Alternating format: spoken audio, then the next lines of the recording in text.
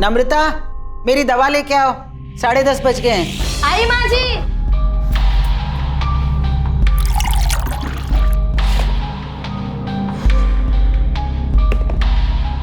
आज दवा देने में फिर देर कर दी।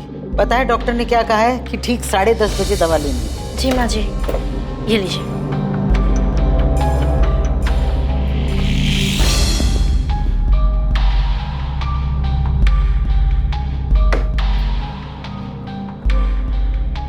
इतनी रात को कहाँ जा रही है रचना?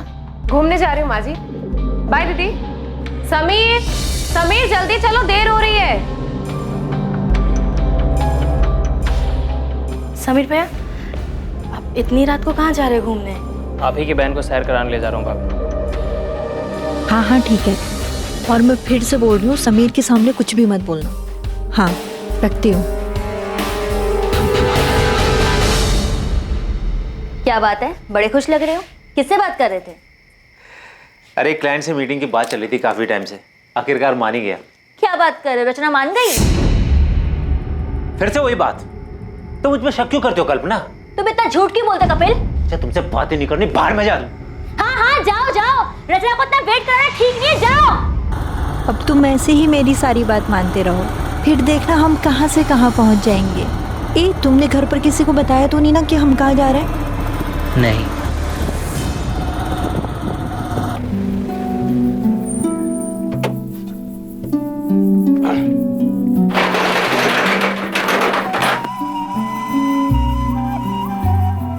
समीर,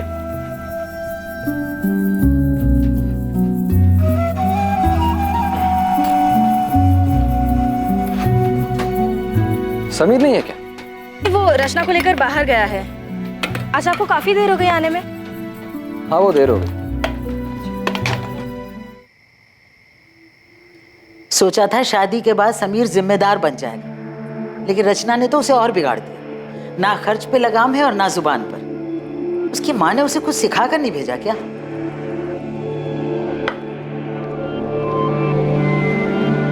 माँ बस भी करो। और वैसे भी समीर तो पहले से ही ऐसा है, उसने कब जिम्मेदारी उठाई? हाँ लेकिन रचना को उसे समझाना चाहिए ना। अब तक दोनों घर नहीं लौटे। मैंने बेटा, उसका वो दोस्त है ना मनु, उसे फोन कर, उससे पूछ, कुछ पता तो लगे दोनों कहाँ गए हैं। अब इतनी रात को क्या फोन करूं माँ? और ये कोई नई बात तो है नहीं, आ जाएंगे वो। दोनों के फोन बंद आ रहे हैं, तू पता कर, वरना मुझे नींद नहीं आएगी।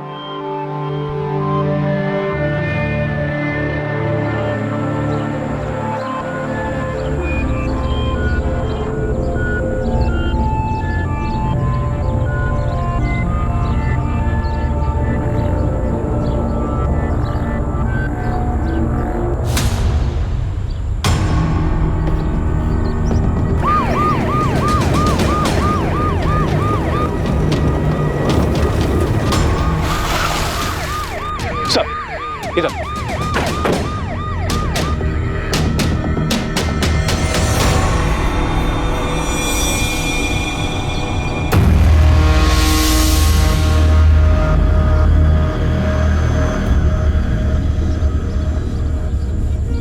सर, जेब में ना वॉलेट है, ना कोई आईडी प्रूफ, फोन भी नहीं। मारने वाला वॉलेट ले गया, लेकिन नोटों की गड्डी यहीं छोड़ दी। मर्डर पैसों के लिए नहीं हुआ। आप लोगों में से सबसे पहले लाश किसने देखी थी? जी सर, लाश को सबसे पहले मैंने देखा। किसी को आते जाते देखा? नहीं सर, बस ये देखा और मैंने आपको फोन किया।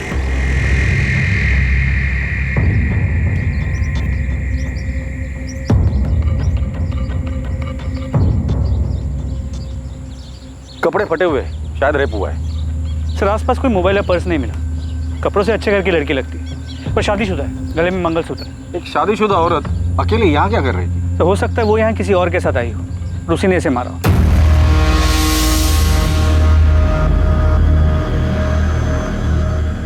एक शादीशुदा जोड़ा घर से एक साथ निकलता है और कुछ घंटों बाद अलग अलग शहरों से दोनों की लाशें बरामद होती हैं।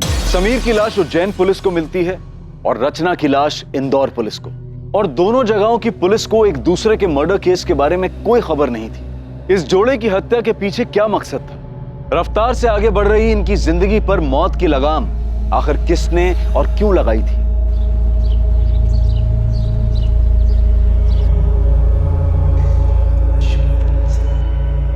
नम्रता दीदी, दीदी क्या हुआ, कहाँ खोई हुई हो? समीर और रचना कल रात से वापस नहीं आए। उन्हीं के बारे में सोच रही थी। तेरा भाई अभी तक घर नहीं लौटा है, रात से सुबह हो गई है। चिंता मत करो माँ, आ जाएंगे दोनों। मन्नू को भी बोल दिया मैंने पता करने को। सुनिए, मुझे भी उनकी फिक्र हो रही है। उसे इतनी देर तक बिना बताए। अरे यार, बेकार में ही घबरा रहे हो तुम दोनों। विनय, तो अभी के अभी पुलिस स्टेशन जाओ और रिपोर्ट लिखवा। पर मैं कह रहा हूँ, बेकार में चिंता कर रहे हो तुम दोनों। कुछ नहीं हुआ होगा समीर और रचना को। लड़की को गला दबाकर मारा गया है। किसी मजबूत हाथों ने जोर से गला दबाया होगा, जिस वजह से विंड पाइप चोक हो गई। मौत का वक्त? कल रात करीब 11 से 1 बजे के बीच। पहले लड़की को बेहोश किया गया है, फिर गला दबाया गया है। पहले इसे बेहोश किया फिर मारा है? जी हाँ, लड़के के ब्लड में नशीली दवा के ट्रेसेस मिले। विक्टिम के कपड़े फटे हुए थे। रेप? उसके लिए मुझे डिटेल में पोस्टमार्टम करना होगा। लड़की के प्राइवेट पार्ट्स में इंजरीज हैं जो फोर्स सेक्स के कारण होती है। अभी दावे से कुछ नहीं बोल सकता। सर, लड़की की फोटो को आसपास के सभी थानों में भिजवाया है। अगर कहीं भी कोई मिसिंग कंप्लेंट होगी तो जल्दी पता चल जाएगा।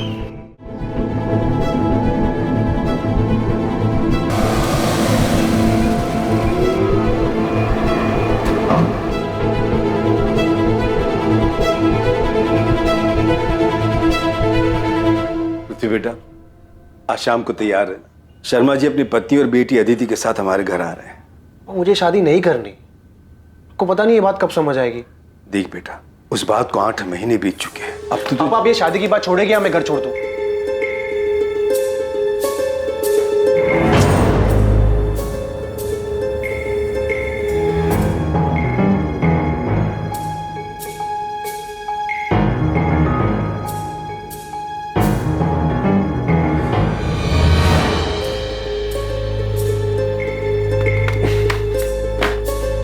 विनय भैया पुलिस स्टेशन गए हैं शिकायत लिखवाने।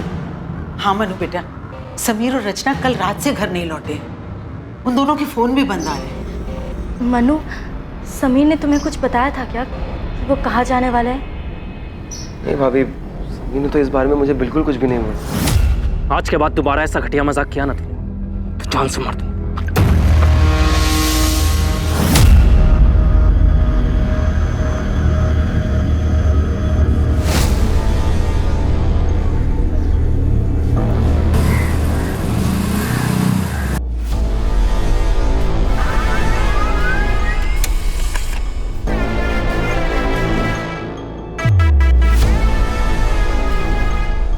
उज्जैन पुलिस को इसकी लाश भी 18 सितंबर को मिली। जी सर, इस लड़के की भी कोई आइडेंटिफिकेशन नहीं मिली। लेकिन हैरानी की बात यह है कि मौत का वक्त और मारने का तरीका बिल्कुल सेम है। हमें जिस लड़की की लाश मिली थी उस केस के डिटेल्स इस केस के डिटेल्स से काफी मैच करते हैं। उज्जैन के माधव चौक पुलिस स्टेशन के पीएसआई अनिरुद्ध से मेरी बात हुई। तुमने जिस लड़की की फोटो और डिटेल्स भेजी है उसे पढ़ते ही मुझे लगा कि शायद ये दोनों विक्टिम्स कनेक्टेड हैं। क्या ये दोनों विक्टिम्स उज्जैन के हैं? ये तो पता नहीं कि उज्जैन से इंदौर से, लेकिन पोस्टमार्टम रिपोर्ट के हिसाब से लड़के की भी मौत 17 सितंबर की रात 11 से 1 के बीच। पहले नशीली दवा देकर बेहोश किया गया और फिर गला घोटकर मार दिया गया। प्रशांत, इस लड़के की फोटो इंदौर के सभी पुलिस स्टेशन में सर्कुलेट कर दो और खबरियों को काम पर लगा दो। पता तो चले ये दोनों विक्टिम एक दूसरे से कनेक्टेड है भी या नहीं। पुलिस और खबरियों ने इंदौर और उज्जैन में जगह जगह दोनों विक्टिम्स के बारे में पूछताछ की और जल्द ही उन्हें पता चल गया कि वो दोनों विक्टिम्स समीर शुक्ला और रचना शुक्ला थे।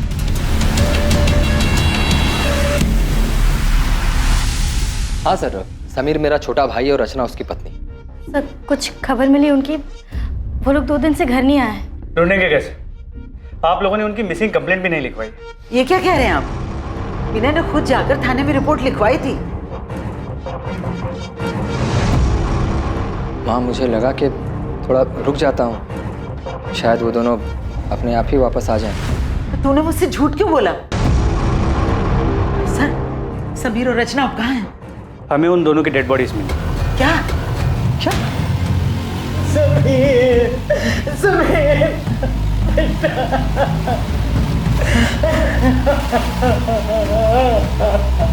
समीर, समीर बेटा, समीर, समीर। अरे समीर, आज तो फिर मेरी बाइक लेके भाग गई फिराक में। भैया प्लीज ले जाने दो ना, आज कॉलेज में रोज डे। समीर मुझे काम पर जाना है, मैं कैसे जाऊंगा? बस में जाना पड़ेगा मुझे। प्लीज भैया प्लीज, सिर्फ एक दिन के लिए, आज रोज डे है ना इसलिए। ठीक है, जा ले जा। Thank you so much. Vinay, कुछ पूछा है मैंने तुम्हें, सुन रहे हो तुम? सॉरी सर, आप कुछ कह रहे थे? हमारे भाई समीर की किसी के साथ दुश्मनी थी? नहीं। रचना का किसी के साथ झगड़ा हुआ था? क्योंकि मारने से पहले उसके साथ जबरदस्ती की गई, शायद रही। कुछ बता सकते हो कि ऐसा कौन कर सकता है? तुमने मिसिंग कंप्लेंट क्यों नहीं लिखवाई और अपनी बीवी और माँ को झूठ क्यों कहा कि लिखवाइए? सर मेरा भाई, मैं कुछ, सर इस वक्त मुझे कुछ समझ में नहीं आ रहा है।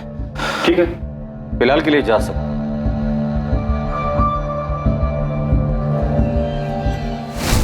ये विनय वाकई में इतना प्यार करता था या एक्टिंग कर रहा है? ये समीर और रचना, इनका कत्ल एक ही तरीके से हुआ है, लेकिन इनकी डेड बॉडीज हमें अलग अलग शहरों में मिली।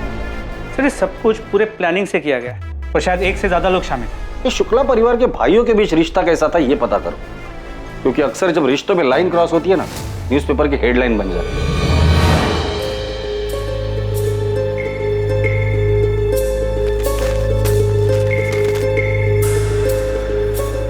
क्या हो पापा, ऐसे हड़बड़ा क्यों रहे हो?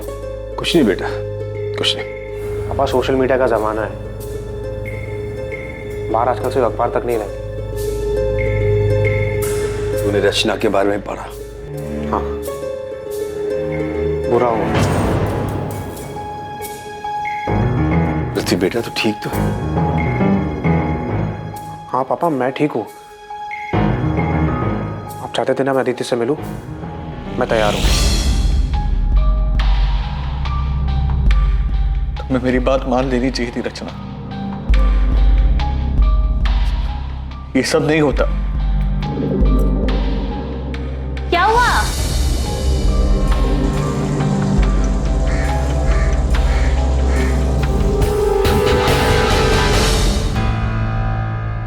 रचना, मेरी मेहंदी का रंग कितना अच्छा आया ना, देख। तू रो रही है? तू सच्ची रो रही है? चुप कर, मैं कहाँ रो रही हूँ? नहीं, तेरी तो सिर्फ आंखें लीक कर रही है ना? सच बता, मुझे मिस करेगी इसलिए रो रही है ना? मैं तुझसे कह रही हूँ, जब तेरी शादी होगी ना तब तू। दीदी, क्या शादी? शादी शादी मतलब बिना पगार की नौकरी। पति को खुश रखो, सास को खुश रखो और अपने सभी सपनों पर ताला मार के बंद कर दो। मुझे नहीं करना। क्यों नहीं करनी शादी? मैंने नम्रता के देवर समीर से तेरे रिश्ते की बात चलाई है। बहुत अच्छा लड़का है और तुझे पसंद भी करता है। माँ पसंद नहीं, पूरा लट्टू है रचना पर। देख रचना, मैं तुझे अभी समझा रही हूँ, तो सुधर जा। आसमान में नहीं, जमीन पर रहना है हमें।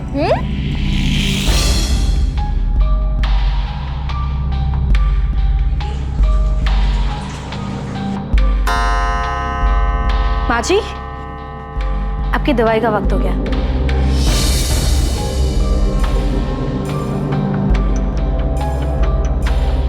मुझे समझ नहीं आ रहा, विनय ने मुझसे झूठ क्यों बोला? उसने रिपोर्ट क्यों नहीं लिखवाई? मोनू, तुम समीर के बचपन के दोस्त हो, उसे अच्छे से जानते हो। हाल फिलहाल में उसका किसी के साथ लड़ाई झगड़ा या कहासुनी हुई थी? आज के बाद दोबारा ऐसा घटिया मजाक किया ना तो जान से मार दूंगा।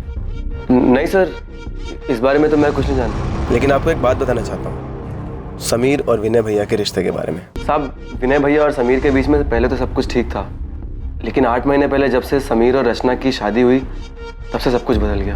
लेकिन रचना तो विनय की बीवी नम्रता की सगी बहन थी ना? जी सर, लेकिन नम्रता भाभी और रचना में बहुत फर्क था। जहाँ भाभी ने आज तक पूरे परिवार को संभाल के रखा, वहीं रचना ने उन्हें आते ही अलग कर दिया। माँ, मुझे समझ नहीं आ रहा है कि आज इतने सालों बाद अचानक मेरी दुकान और आपका टिफिन बिजनेस वाली बात क्यों उठ रही है? क्योंकि समीर को अपने हक का एहसास हो गया है जीजा जी। हक का एहसास तो तुमने करवा दिया रचना, तो अब लगे हाथ इसे जिम्मेदारी का एहसास भी करा दो। एहसास तो आपको होना चाहिए ना जीजा जी। समीर कोई छोटा बच्चा नहीं है जो आप उस पर अपना हुक्म चलाते रहे और वो चुपचाप सुनता रहे। रचना, ये कोई तरीका है अपने जीजा जी से बात करने का? तरीका तो इनका गलत है दीदी। छोटे भाई का हक छीन रहे हैं ये। मैं हक छीन रहा हूँ अपने छोटे भाई का? सही तो कह रही है भैया, क्या गलत कहा रचना ने? लेकिन समीर भैया, इन दोनों से कुछ बोलने का कोई फायदा नहीं है। इसके बाद से उनके घर में काफी तनाव रहने लगा। आपने खाना नहीं खाया तो दूध तो पी लीजिए। उन्होंने कुछ कहा क्या तुमसे? विनय ने मुझसे झूठ क्यों बोला? उसने रिपोर्ट क्यों नहीं लिखवाई? नहीं, मगर आपने पुलिस में शिकायत क्यों नहीं की? तुम मुझ पे शक कर रही हो? विनय देखिए, मैं आपका दर्द समझती हूँ। मैं भी रचना से उतना ही प्यार करती थी जितना आप समीर से। सर ये समीर के कॉल रिकॉर्ड बिल्कुल क्लीन है, लेकिन सर रचना के कॉल रिकॉर्ड्स में ये एक नंबर है जिससे बार बार कॉल्स आते हैं। सर ये नंबर किसी कपिल चौकसी के नाम पे रजिस्टर्ड है। सर फिलहाल ये नंबर स्विच ऑफ है, लेकिन हमें कपिल चौकसी का एड्रेस मिल गया है। और ये नंबर जिस पर रचना की आखिरी बार बात हुई थी, ये किसका है? और मैं फिर से बोल रही हूँ, समीर के सामने कुछ भी मत बोलना। सर ये नंबर किसी हरीश अय्यर के नाम पे रजिस्टर्ड है। फिलहाल ये नंबर स्विच ऑफ है और इसका एड्रेस फेक है। इस कपिल चौकसी को उठाकर लेकर आओ और हरीश अय्यर के बारे में पता करो।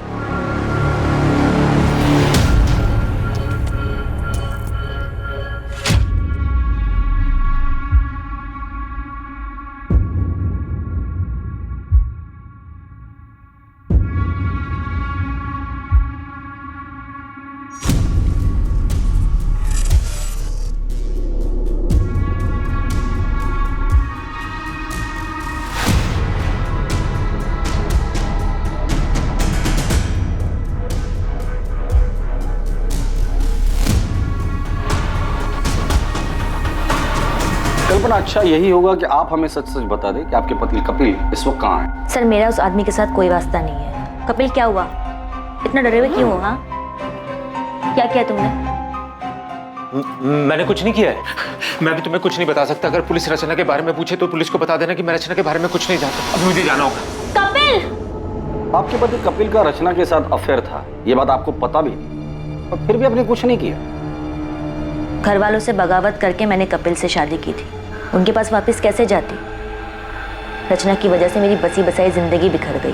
तो रचना की मौत की खबर सुनकर आपको तो खुशी हुई होगी? सुनकर तो ऐसे लगा था कि भगवान ने मेरी सुन ली।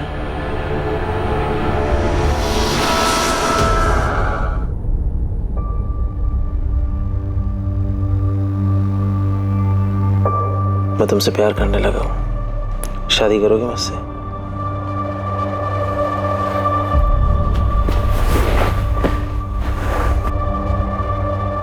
मुझे पता है तुम भी मुझसे। कि क्या? कि मैं तुमसे प्यार करती हूँ? नहीं कपिल, मैंने तुम्हें पहले ही कहा था, ऑनलाइन चैटिंग के वक्त बिल्कुल साफ क्लियर किया था कि मुझे ये शादी, प्यार, इन सब में कोई इंटरेस्ट नहीं है। तो फिर तुम ये बकवास क्यों कर रहे हो? तुम्हें मेरी फीलिंग बकवास लग रही है? कपिल मेरा हाथ छोड़ो, मुझे लग रही है। मैं तुम्हारे साथ प्यार के लिए था, मजे के लिए नहीं। पर इस बात से तुम्हें कोई फर्क नहीं पड़ता ना? हाँ नहीं पड़ता। मैं यहाँ पर अच्छा टाइम बिताने आती हूँ, जो कि तुमने पूरा खराब कर दिया है। कपिल चौकसी अफेयर? आप ये क्या कह रहे हैं? आप किसी हरीश अय्यर को जानती हैं? रचना के मर्डर से पहले आखिरी बार उसने इसी से बात की। मैं किसी हरीश अय्यर को नहीं जानती। कौन है ये? क्या इसका भी रचना के साथ अफेयर? आपके पति विनय कहाँ है? आपको जो कुछ पूछना आप पूछ सकते हैं सर।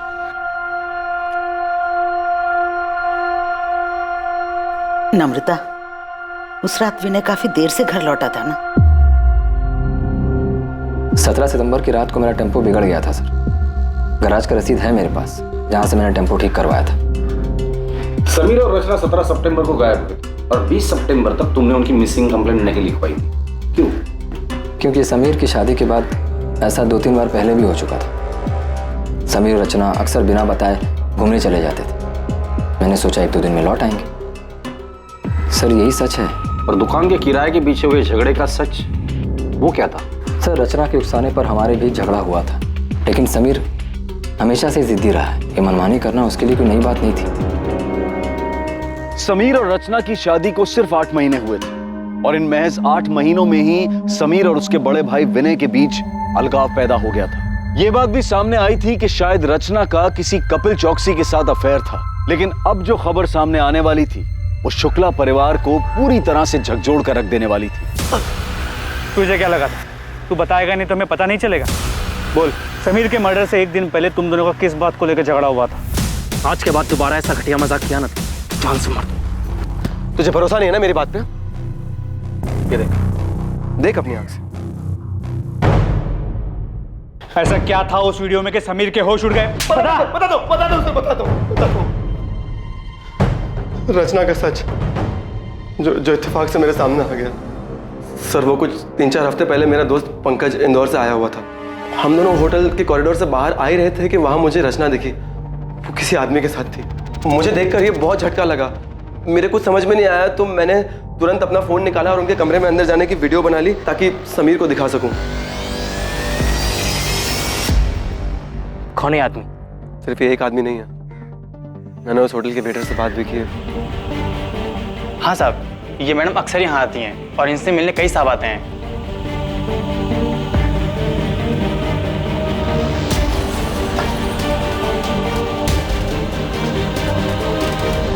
मुझे काफ़ी दिन तक समीर को सच बताने की हिम्मत ही नहीं हुई, लेकिन फिर मैंने सोचा कि उसे सच बताना भी ज़रूरी है, तो मैंने उसे 16 सितंबर को सब सच बता दिया। अगले दिन पता चला कि रचना और समीर दोनों गायब हैं और फिर उनकी लाश मिली।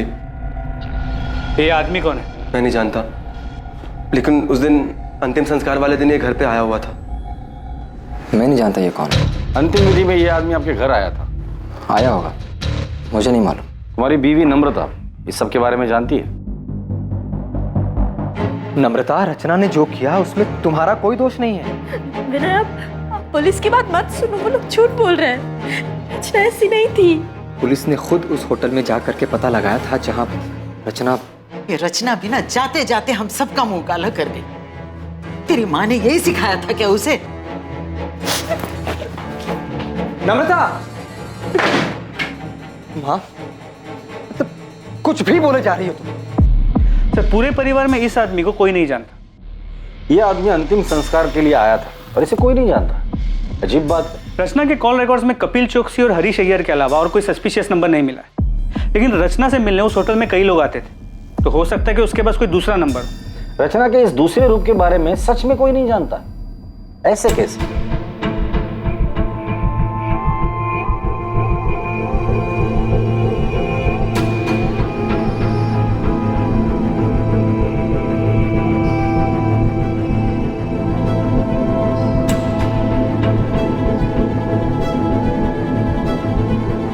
रचना की जिंदगी का सच आखिर था क्या, और इस डबल मर्डर के पीछे कौन था और उसका मकसद क्या था, और कितने लोगों को रचना का सच पता था?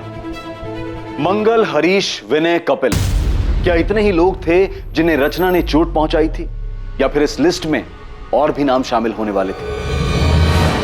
वैसे मुझे पता नहीं था कि तुम हंसते भी हो। मतलब जब पहले मिले थे तो तुम हमेशा देवदास बने फिरते थे। वो एक दौर था जो अब बीत चुका है। किसी से सच्चा वाला प्यार हो गया था क्या? एक लड़की थी जिससे मैं बहुत प्यार करता था। आई एम सॉरी अगर तुम्हें बुरा लगा तो। अरे नहीं, मैं अब ठीक हूँ। वैसे तुम जिस लड़की की बात कर रही हो वो मेरे लिए 8 महीने पहले ही मर चुकी। जी सर, मैं उसी के घर जा रहा हूँ, पहुँच के अपडेट करता हूँ।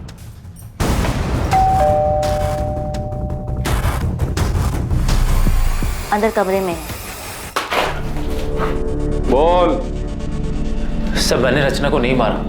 तो फरार क्यों हो गया था तू? मुझे लगा कि सारा शक मेरे ऊपर जाएगा। मैं उससे प्यार करता था सर, मैं उसको क्यों मारूंगा?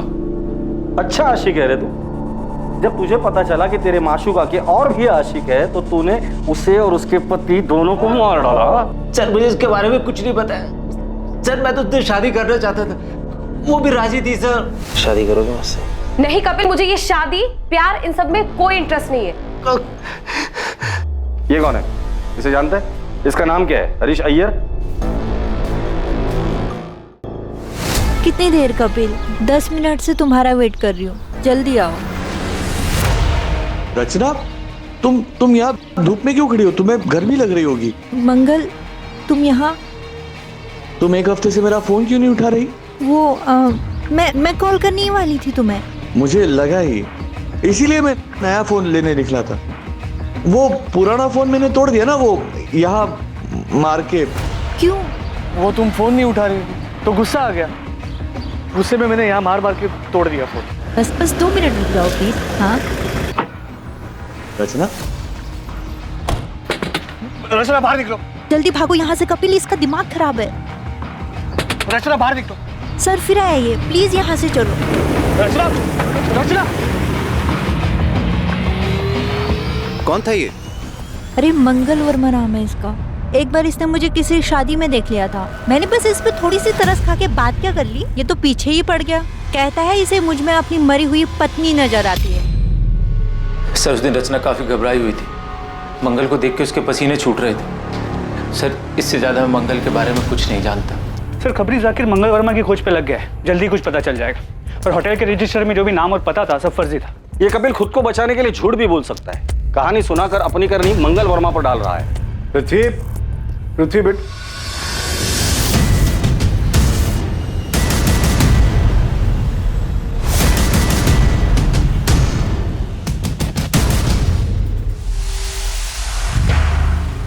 मुझे लगा तू रचना को भूल चुका। भूल चुका हूं मैं पापा, शायद वो ऐसे ही खुल गया होगा। कुछ काम था आपको? मैं तो यहाँ अदिति के साथ तेरी शादी की बात करने आया था। और तू? वो मुझे अदिति पसंद नहीं आई, मैं शादी नहीं कर सकता उसके साथ। साहब ये मंगल वर्मा है ना साहब, ये बलबीर नगर में रहता है। नियति अपार्टमेंट्स करके बिल्डिंग है, वहीं रहता है।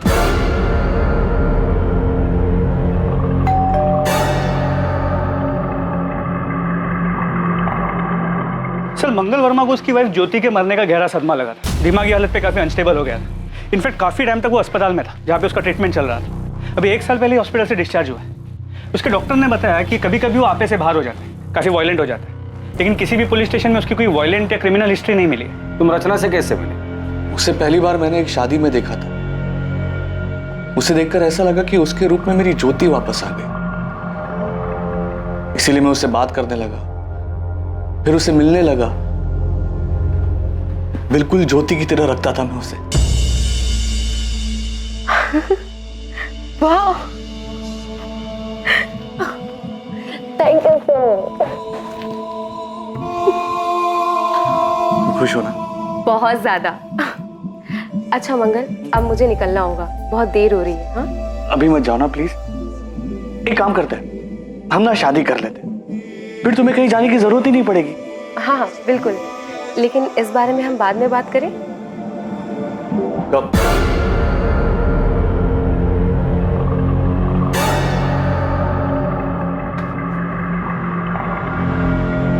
पिछले 1 महीने से तुम यही बात की। क्या क्या प्रॉब्लम क्या? तुम्हारी जिंदगी में कोई और है? तुम मुझसे प्यार नहीं करती? छोड़ना चाहती हो मुझे? नहीं, तुम धोखा नहीं दे सकती। रचना तुम मेरी बीवी हो, सिर्फ मेरी बीवी हो रचना। मंगल, मंगल, मंगल क्या कर रहे हो? मंगल, मंगल, मंगल मेरी बात सुनो मंगल, इसे फेंक दो मंगल। शादी करोगी मुझसे? वरना? मंगल, मेरे जीजा जी और मेरी बहन अभी घर से बाहर गए, वो जैसे ही आएंगे ना मैं उनसे बात करूंगी। अभी ये कांच मुझे दे दो, हाँ प्लीज।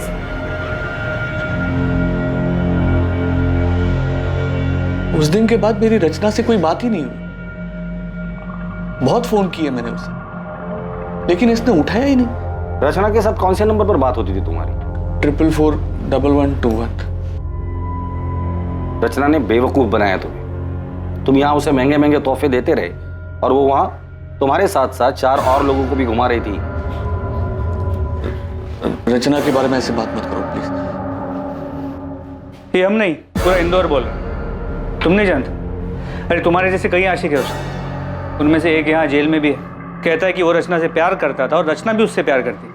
तुम जिस होटल में रचना के साथ जाते थे, रचना वहाँ और लोगों के साथ भी जाती थी।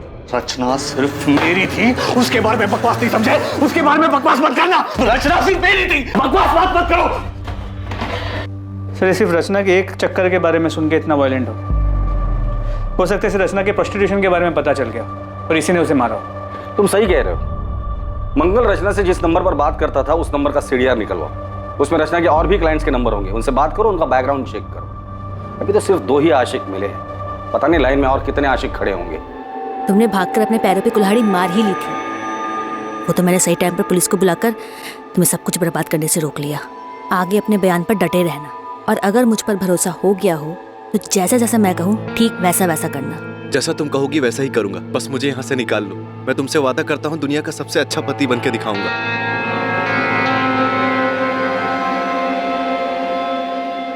तीर निशाने पे लगा, वो बहुत डरा हुआ है, कह रहा जैसा मैं कहूँगी वैसा ही करेगा। हाँ ओके, शायद रचना की मौत मेरी जिंदगी बना दे। साहब, कोई बाइक पसंद आई? ऐसी फटीचर बाइक लेने से मैं कोई साइकिल ले लूंगा। कोई अच्छी है तो बता। अरे साहब, एकदम नई और ताजा माल आया है साहब, आप इसको देखो एक बार। ये अच्छी है। पेपर्स कब तक बनाएगा? पेपर सब बन जाएंगे, बस आप पसंद करो, मैं नंबर बदल देता हूँ। चल मेरे साथ, तुझे जेल में नया कैदी नंबर देता। बोल। साहब माफ कर दो साहब, कसम खाते हैं हमें उसका नाम नहीं मालूम साहब। हम चोरी गाड़ी जरूर खरीदते हैं लेकिन उनका नाम पता नहीं पूछते हैं साहब। कल तो याद होगी ना तुझे? स्केच आर्टिस्ट को बुला कर इससे स्केच बनवा लेना, और इसे अगर शक्ल याद नहीं होगी ना तो इसकी शक्ल बिगाड़ देना।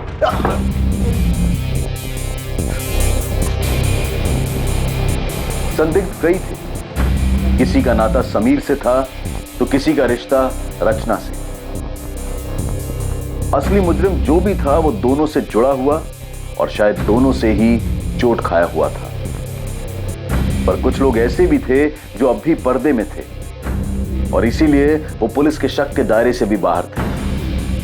उनके इरादे, उनकी मंशा अब भी गुप्त थी, लेकिन जल्द ही सारे नकाब उतरने वाले थे और सच सामने आने वाला था।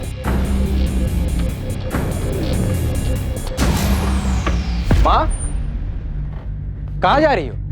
पुलिस स्टेशन, समीर के कातिल के बारे में पता कर। अरुणा जी, समीर और रचना के कातिल को हम ढूंढने की पूरी कोशिश कर रहे हैं। क्या आपको किसी पर शक है? नहीं, लेकिन जिसने भी ये किया है उसे कड़ी से कड़ी सजा मिलनी चाहिए। सर, मुश्ताक ने स्केच बनवाया। क्या आप इसे जानते हैं? इसने समीर की बाइक बेची। सर, इसे तो मैंने समीर भैया के साथ देखा था। संध्या। जी भैया। हम लोग आगे ही जा रहे हैं तेरे घर की तरफ से, तुझे छोड़ देंगे। जी। ये पृथ्वी भैया उज्जैन से। नमस्ते। पृथ्वी उज्जैन से? नम्रता और रचना भी उज्जैन से ही हैं। और कुछ याद है इस आदमी के बारे में? थैंक यू भैया। हाँ सर, कार का नंबर नोट कर लीजिए, MPXY0001। सर, नंबर प्लेट के नीचे पृथ्वी की जान जैसा कुछ लिखा था। ये लीजिए वकील साहब, मैंने आपसे कहा था ना कि जो मैं चाहती हूँ वो मैं कपिल से साइन करवा लूंगी। उसने बिना पढ़े बिना देखे इन पेपर्स पे साइन कर दिए। इसमें डिवोर्स पेपर्स के साथ साथ प्रॉपर्टी के पेपर्स भी हैं, जो अब उसने मेरे नाम पे ट्रांसफर कर दिए। बता दो। क्यों मारा दोनों को? बोल। रचना और मैं एक दूसरे से प्यार करते थे। हम 2 साल से एक साथ थे। फिर से लेट हो गई। फिल्म की शुरुआत मिस हो जाएगी यार। अरे वैसे भी मैं कौन सा फिल्म की स्टोरी में इंटरेस्टेड हूँ। चलें, पॉपकॉर्न भी लेना है। जा रही हो तुम? हाँ, और रुकी तो तुम्हारे पापा घर आ जाएंगे और फिर पूरे उज्जैन में बात फैल जाएगी। एक काम करें, शादी कर लेते हैं। मुझे नहीं करनी कोई शादी वादी। एक काम करो, तुम कर लो शादी। अरे ये क्या मजाक है रचना? अच्छा सुनो, अगर तुम अभी शादी के लिए तैयार नहीं हो तो मैं राह देखूंगा। मैं राह देखता रहा और रचना ने अचानक अपनी राह बदल ली। तुम किसी और के साथ शादी कर रही हो? हाँ, मैं तुम्हारे लिए इतने सालों से इंतजार कर रहा हूँ और तुम अपनी ही बहन के देवर के साथ शादी कर रही हो। तो तुम्हें इनविटेशन नहीं दिया इसलिए तुम गुस्सा हो?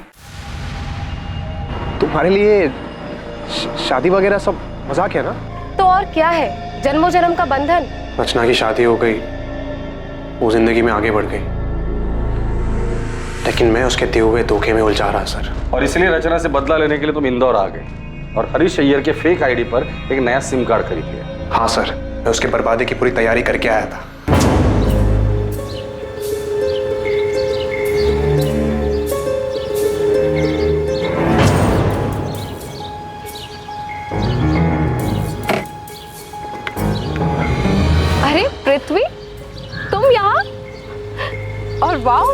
क्या रूप है। बाय द वे, ये समीर है, मेरे पति। हाय पृथ्वी। समीर, ये पृथ्वी है, मेरा कॉलेज फ्रेंड। मैंने समीर से दोस्ती कर ली। मैंने बताया कि इंदौर में पापा की ज़मीन है, इसे मैं बेचने आया हूँ। मैंने ज़मीन का भाव इतना कम बताया कि रचना और समीर दोनों लालच में आ गए। फिर ज़मीन दिखाने और टोकन देने के बहाने मैंने उनको बुलाया। हाँ, हम लोग निकल रहे हैं। हाँ, और समीर ने पैसे भी ले लिए, लेकिन ध्यान रखना समीर को हमारे बारे में पता नहीं चलना चाहिए। अरे नहीं, तुम चिंता मत करो, मैं कोई भी पुरानी बात नहीं करूँगा। मुझे सिर्फ बिजनेस करना है। हम डिनर करके प्लॉट देखने जाएंगे और फिर डील वहीं पे फाइनल कर देंगे। हाँ हाँ ठीक है। और मैं फिर से बोल रही हूँ, समीर के सामने कुछ भी मत बोलना।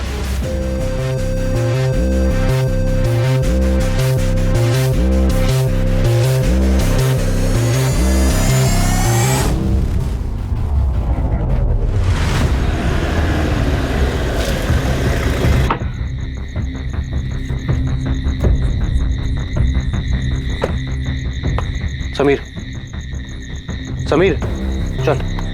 ये कहाँ है? संभाल के, थोड़ा ही आ गया है प्लॉट। रचना? हाँ, रचना आएगी पीछे से, आ जा।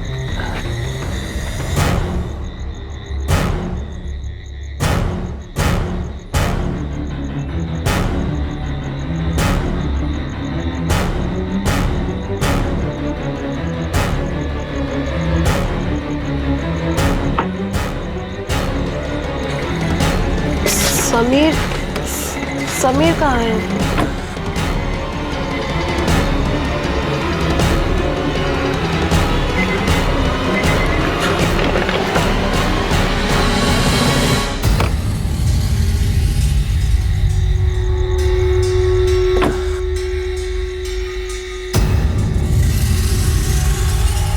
मैंने समीर की लाश वही उज्जैन में छोड़ दी और रचना की लाश मैंने इंदौर में आके फेंक दी। दोनों के फोन मैंने तोड़ के नाले में फेंक दिए और अगले दिन समीर की बाइक ढाबे से उठा ली। पृथ्वी, ये सब करके क्या मिला तुझे? मिला सर, बदला मिला।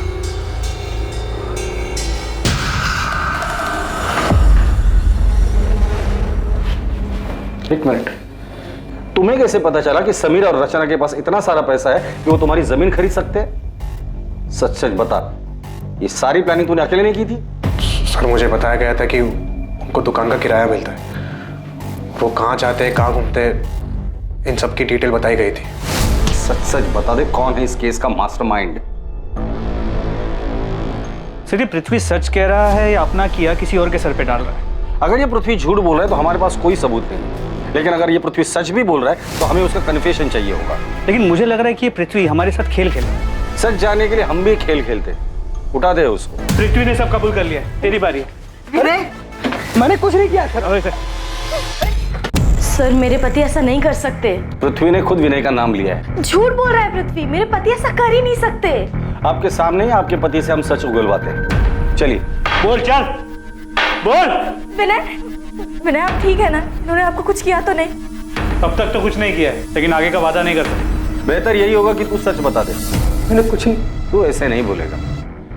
लगता है सच उगलवाने की स्पेशल ट्रीटमेंट तुझे देनी ही पड़ेगी। सर मेरा मैंने मरवाया रचना और समीर, इन्हें कुछ नहीं पता, इन्होंने कुछ नहीं किया। ये तो क्या कह रही है नम्रता? सच बोल रही है वो। सारा सच हम पहले से ही जानते थे, बस वही सारा सच हम तुम्हारे मुंह से सुनना चाहते थे। इसीलिए तुम्हारे पति विनय को पकड़ने का नाटक हम लोगों ने किया था। सारी कहानी बताओ, सारा प्लान बताओ। सारा प्लान मेरा था। मैं नहीं चाहती थी कि रचना और समीर जिंदा बचे, पर इसके लिए मुझे किसी की मदद की जरूरत थी। तुम्हारा ध्यान कहाँ था? नहीं था। नम्रता, रचना कितनी देर लगा दी यार आने में? मम्मी से कितना झूठ बोलूं तेरे लिए? तो क्या सच बता दोगी? मुझे डांट खाने दोगी? और फिर मैं पृथ्वी मेरे प्यार से कैसे मिलूंगी? नहीं, ऐसे नहीं है दीदी। अगर ऐसा नहीं है तो फिर हम कल का भी प्लान बना लें। आप संभाल लोगी ना? हाँ संभाल लूंगी, तू नाटक बंद कर। नम्रता, थैंक यू सो मच। अगर तुम नहीं होती तो मैं ऐसे रोज मिल भी नहीं पाता। मैं पृथ्वी और रचना के रिश्ते के बारे में कॉलेज से जानती थी। मुझे पता था पृथ्वी उससे कितना प्यार करता था और अब भी करता है। इसलिए मैंने तय किया और पृथ्वी से मिलने चली गई। नम्रता, हाय। आओ ना अंदर। तुम्हें याद है पृथ्वी, कॉलेज में तुम मेरे तेल वाले बालों का कितना मजाक उड़ाते थे। चंपू चाची के नाम से सब जानते थे तुम्हें। चंपू चाची? और वो नाम मैंने रखा था। क्या दिन थे ना वो। याद है तुम रचना के कितने दीवाने थे। नम्रता, रचना की बात फिर कभी मत उठा। मैं अभी भी तकलीफ में हूँ और उसे बुला नहीं पाया हूँ। I am sorry, I understand. Rachna ने तुम्हें बहुत चोट पहुंचाई है और वो आज भी वही कर रही है। शादी उसने समीर के साथ की है मगर सुहागरात सबके साथ मना रही है। पृथ्वी, क्या किया तुमने? कट गया हाथ।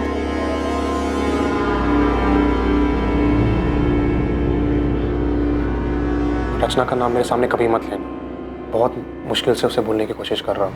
पापा भी चाहते हैं कि मेरी शादी अदिति से हो जाए और वो लड़की भी अच्छी है, बस मेरा मन नहीं कर रहा। मैं जानती हूँ कि रचना ने तुम्हें बहुत दुख दिया है, मगर सच कहूँ तो रचना पहले से ही बहुत सेल्फिश थी।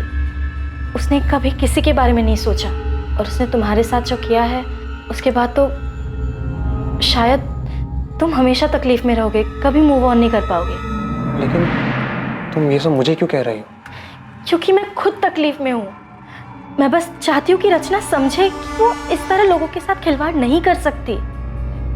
पृथ्वी, तुम रचना को मार डालो।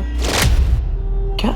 देखो, उसने तुम्हारे साथ जो किया है और वो बाकी कई लोगों के साथ कर रही है वो सही नहीं है, उससे रोकना होगा। मैं मानता हूँ कि मुझे रचना पे बहुत गुस्सा है और उसको मारने से ही मुझे सुकून मिलेगा, लेकिन सिर्फ सुकून के लिए मार दूं? पूरा रिस्क मेरा और फायदा सिर्फ तुम्हारा हो रहा है, मेरा कुछ फायदा नहीं हो रहा है यहाँ पे। तुम्हें मुझसे जो फायदा उठाना उठा, बस रचना और समीर को मार डालो। तुमने रचना को मारने का प्लान सिर्फ इसलिए किया था क्योंकि तुम्हें लगा था कि रचना की हरकतों की वजह से तुम्हारा घर टूट सकता है। मुझे उसके अफेयर के बारे में पहले से ही मालूम था, मगर जब मुझे पता चला कि वो किस हद तक गिर चुकी है तो मैं हिल ही गई। वो किसी के साथ भी सो रही थी और उसके बदले में उसके क्लाइंट्स उसे। रचना प्रोस्टिट्यूशन में है, ये बात तुम्हें पहले से ही पता थी?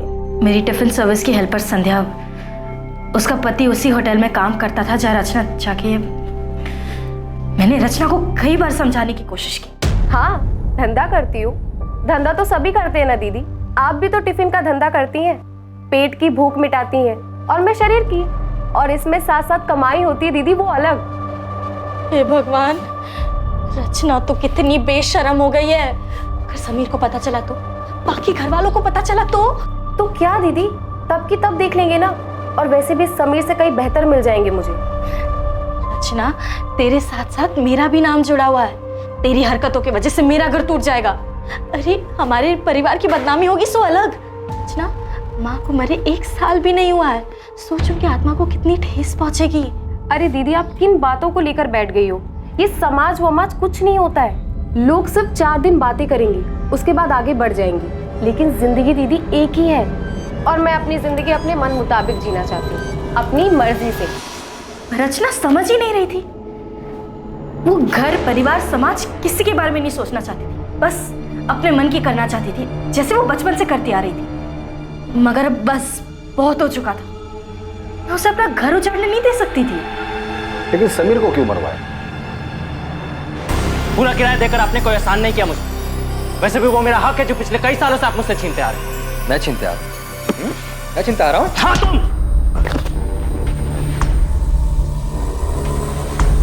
समीर भी रचना जैसा ही था। उन दोनों को घर की इज्जत की कुछ पड़ी नहीं थी। वो दोनों तो बस घर की शांति खराब करने पे तुले थे। उन्हें बस बर्बाद करना आता था। वो दोनों तुम्हारा घर बर्बाद कर देंगे, इस डर से तुमने खुद अपने हाथों से अपना घर बर्बाद कर लिया है।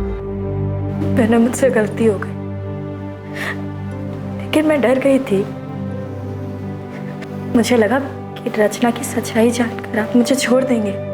हमारे परिवार की इज्जत, समाज, हम सबको क्या मुंह दिखाते।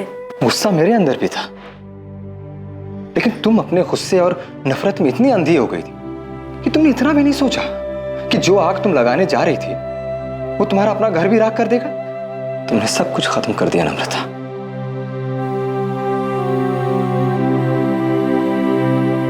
नम्रता शुक्ला और पृथ्वी त्यागी पर आईपीसी की धारा 302 के तहत हत्या के लिए और धारा 120 के तहत साजिश के चार्जेस लगाए गए। पृथ्वी पर बलात्कार के लिए धारा 376 भी लगाई गई है और दोनों इस वक्त न्यायिक हिरासत में हैं। रचना का शादी और समाज की मर्यादाओं की परवाह किए बिना बेलगाम जीना नम्रता को मंजूर नहीं था। नम्रता को जो डर था उसके लिए वो अपने पति से बात कर सकती थी। कई बार गलत ख्याल हम पर हावी हो जाता है, लेकिन किसी अपने से, किसी करीबी से बात करने से हम वो गलत कदम उठाने से बच सकते हैं। कुछ भी करने से पहले ये जरूर सोचें कि उसका आप पर और आपके परिवार वालों पर क्या असर होगा। अब मैं अनूप सोनी आपसे विदा लेता हूं, फिर मुलाकात होगी एक नए केस के साथ। देखते रहें क्राइम पेट्रोल सतर्क, सोमवार से शुक्रवार रात 11 बजे। और याद रखें, क्राइम और आपके बीच में सिर्फ इतना फर्क है कि आप कितने सतर्क हैं। सतर्क रहें, सुरक्षित रहें। जय हिंद।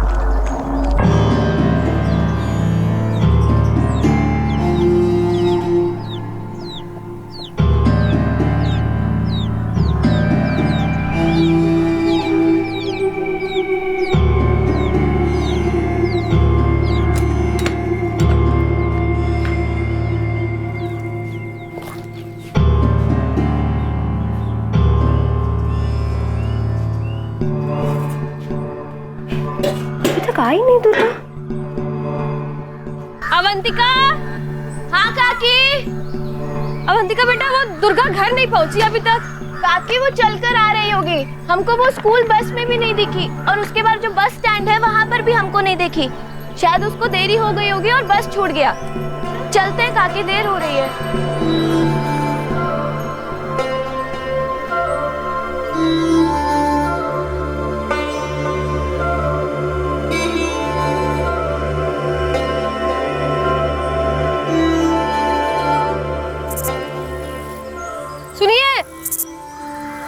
सुन रहे हैं, दुर्गा अभी तक घर नहीं आई और वो अवंतिका बता रही थी कि उसका बस छूट गया है।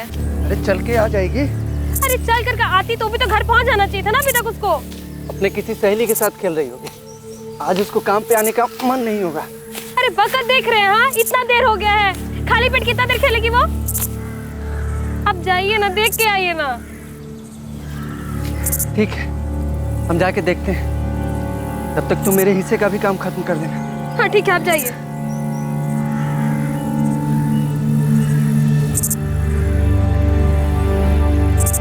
अरे जाइए ना।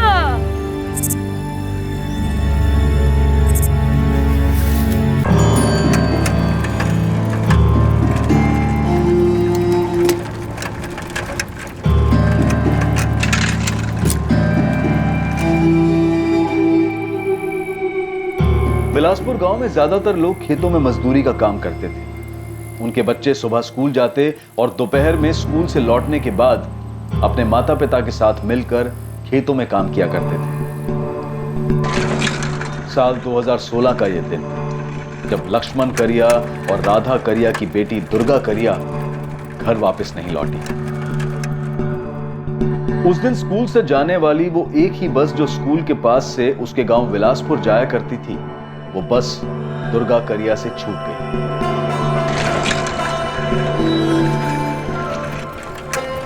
अरे चंदू, हमारी बिटिया दुर्गा अभी घर नहीं पहुंची। दुर्गा तो यहाँ से जा चुकी है। हाँ, उसको थोड़ी देर हो गई थी, लेकिन वो निकल गई थी। भाई एक बार स्कूल के अंदर जाकर देख लो ना, कहीं मैडम ने तो नहीं रोक लिया उसको। लक्ष्मण भाई, हमने उसको यहाँ से जाते हुए देखा।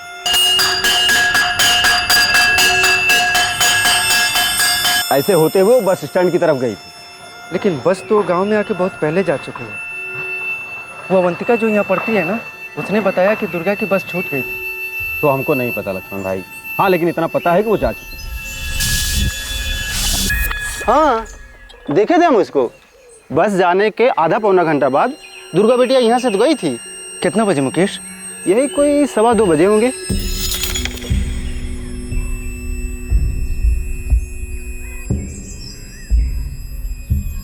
सवा 2 बजे? हाँ, काहे? बिटिया अभी घर नहीं पहुंची क्या? ना। अरे देखिए, यही कहीं गांव में खेल रही होगी।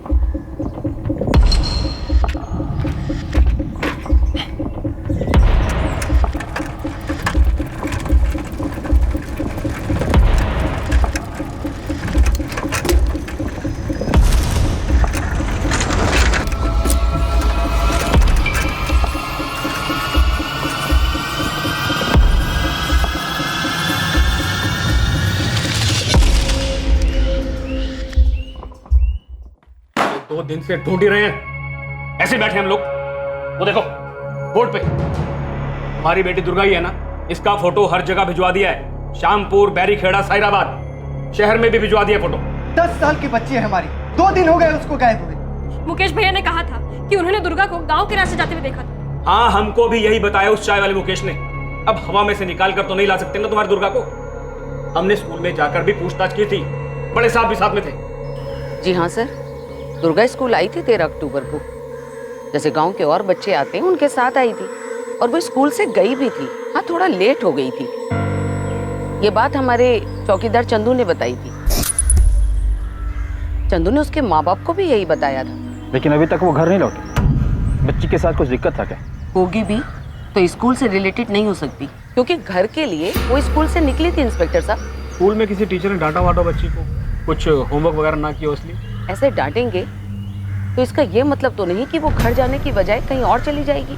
पर उस दिन दुर्गा घर तो नहीं पहुंची। अब कितनी बार बताएं साहब, दुर्गा बेटियों की यहाँ से यहाँ इस तरफ गांव की तरफ जाते हुए देखा। घर जाते देखा तो वो लड़की अभी तक घर क्यों नहीं पहुंची? साहब ये हम कैसे बता सकते हैं? उसके पीछे किसी को जाते देखा था? नहीं, इतना ध्यान तो नहीं दिया। इस लड़की के साथ कोई छेड़खानी वगैरह करता था क्या? अब ये हमको कैसे पता होगा साहब? उसके माँ बाप को पता होगा, उनसे पूछिए या गाँव में किसी से पूछिए।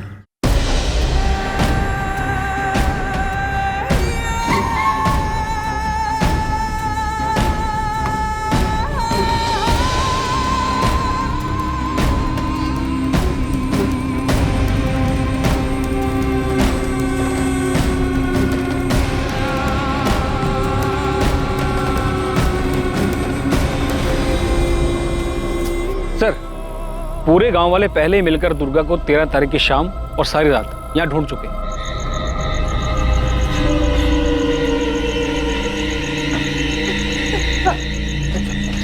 चल।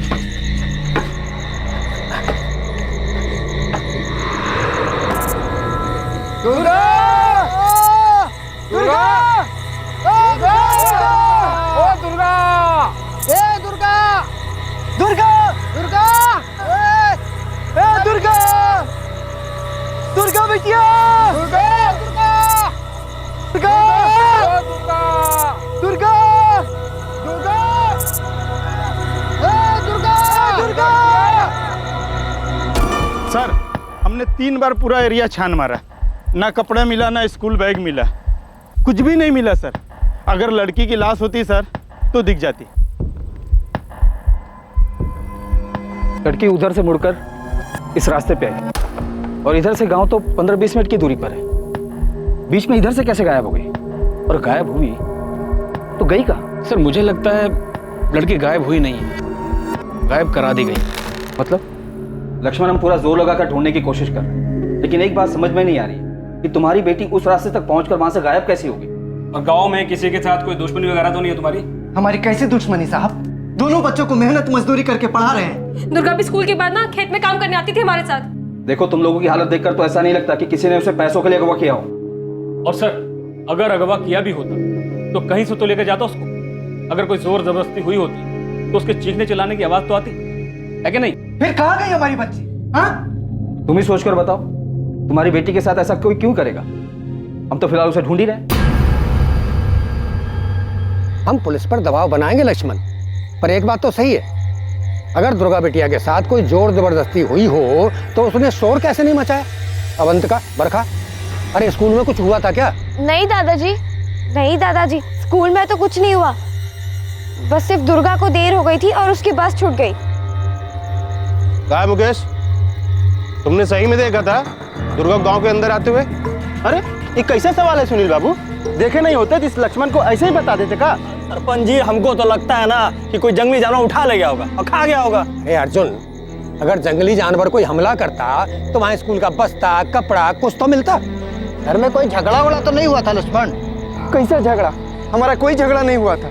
और ऐसा कैसा झगड़ा कि वो आधे रास्ते से घर न पहुंचे? अब पुलिस वाले भी बार बार हमें पे दबाव डाल रहे हैं कि हमारी दुर्गा खुद ही कहीं भाग गई। अरे 10 साल की बच्ची है, अपनी मर्जी से काहे कहीं जाएगी? सरपंच जी, हमको तो लगता है अपने गांव का ही कोई है जिसने कुछ किया है। लो कर लो बात। सरपंच जी, गांव की बच्ची गायब हुई है और ये अनिल रेवारी गांव के लोगों पे ही उंगली उठा रहा है। लोकेश, तू गांव के लोगों को शहर ले जाकर मजदूरी का काम दिलवाता है। तूने तो कोई दुर्गा के साथ ऐसा वैसा क्या मतलब?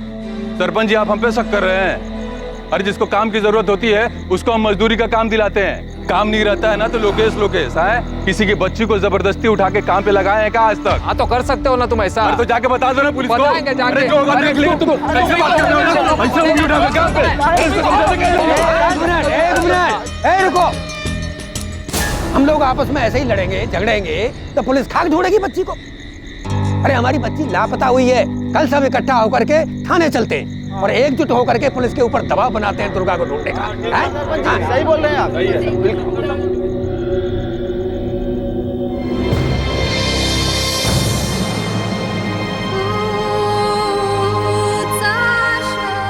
वहां गांव में हर घर में दिवाली मनाई जा रही थी। हर घर दिए से सजा हुआ था, पटाखे फूट रहे थे।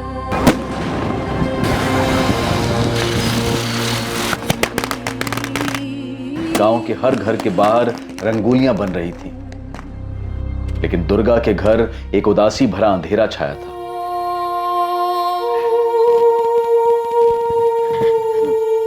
क्या बोले पुलिस वाले? कुछ पता चला दुर्गा का?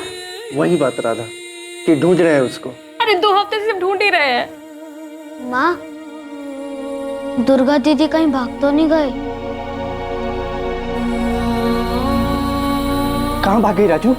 कुछ बताया था वो तुमको? नहीं। फिर काहे बोल रहा है ऐसे? लक्ष्मण, ये बता कहीं ऐसा तो नहीं कि तूने अपनी बेटी को कहीं भेज दिया हो? क्या बेटी की बात कर रहे हैं आप? अब आप हम पर ही इल्जाम लगा रहे हैं। तेरी बेटी बिना शोर किए गायब हो गई। कोई जोर जबरदस्ती हुई नहीं उसके साथ। कहीं ऐसा तो नहीं कि तूने ही उसके साथ कुछ किया हो? क्या बोल रहे हैं आप? पकड़ा क्यों? साले तूने ही कुछ किया उसके साथ और यहाँ आके छोटी कंप्लेन लिखवा रहा है। ढूंढ नहीं पा रहे हो हमारी बच्ची को तो किसी पे कुछ भी इल्जाम लगाओगे? ढूंढ नहीं पा रहे हैं क्योंकि तूने ही उसके साथ कुछ किया है। तूने ही कहीं से गायब करवाया है। डालो सालों अंदर। कम लोग हैं आप सब यहाँ। आप हमारी बच्ची को ढूंढ नहीं पा रहे हो और अपनी नाकामी छुपाने के लिए जिस पे जो मर्जी इल्जाम लगाओगे। अरे हमारी बच्ची है वो। ए लता, हम सुने हैं पुलिस कह रही है कि दुर्गा को उसके बापू ने गायब करवाया है। हाँ। ऐसा कैसे हो सकता है? और लक्ष्मण भैया ऐसा काहे करेंगे? क्या मालूम। अच्छा, हम तो ये भी सुने हैं कि वो जो लोकेश है ना। कौन लोकेश? अरे वही लोकेश जो लोगों को शहर में काम दिलवाता है। हाँ। उसी लोकेश ने दुर्गा को कहीं बेच दिया होगा। मुकेश बाबू, थोड़ा मलाई मार के बढ़िया चाय बनाओ तो। आपकी मलाई वाली चाय बनाते हैं? वो जो अपना चाय वाला ना मुकेश, वो भी झूठ बोल रहा है। अर्जुन बता रहा था हमको। क्या है अर्जुन, तुमको बहुत कुछ पता है कि दुर्गा कैसे गायब हुई? हाँ सुनील भाई, हम तो सुने सब मिली भगत है। मतलब दुर्गा के बाप लक्ष्मण की? हाँ, हम तो ऐसा भी सुने हैं कि लोकेश के साथ मिलकर ना अपनी बेटी को कहीं काम पे लगा दिया है और बैठ के अभी नाटक कर रहा है। अब देखिए, हमको पक्का तो खबर नहीं है, लेकिन जो भी हम सुने हैं वही बता रहे हैं बस। अबे जब तुमको पक्का पता नहीं है तो ढिंडोरा क्या पीट रहे हो बे? एक तो लड़की गायब है और पुलिस कुछ कर नहीं रही है और तुम पूरे गांव भर में घूम घूम के ना झूठी अफवाह फैला रहे हो। साले दिमाग सही रखो, नहीं बाबूजी इसके के ना तुमको गांव के बाहर ही करवा देंगे। अरे नहीं सुनील भाई, देखिए गांव से मत निकलवाइएगा, लेकिन हम तो सुने हैं कि लक्ष्मण बहुत हंगामा किया है पुलिस थाना में। अब पुलिस को पूरा शक है कि लक्ष्मण ने ना अपना बेटी को कहीं भेज दिया है, नहीं तो बेच दिया है। अब बैठ के नाटक कर रहा है। अब देखिए, अब आप कह रहे हैं ना तो ना कुछ सुनेंगे ना कुछ बोलेंगे, अपना कान मुंह दोनों बंद कर लेंगे। हाँ चलो निकलो।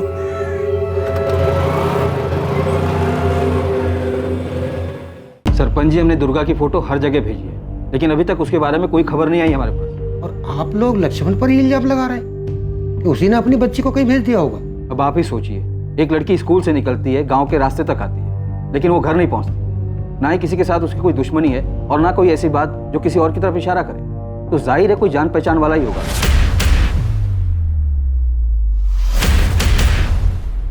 जोर जबरदस्ती हुई होती या कुछ गलत हुआ होता तो आज 1 महीने बाद भी दुर्गा के बारे में क्या हमें कुछ पता नहीं चलता? साहब, गांव की बच्ची है, ऐसा तो है नहीं कि जमीन खा गई या आसमान निकल गया उसको। रोज की तरह स्कूल गई, दोपहर को उसकी बस छूट गई।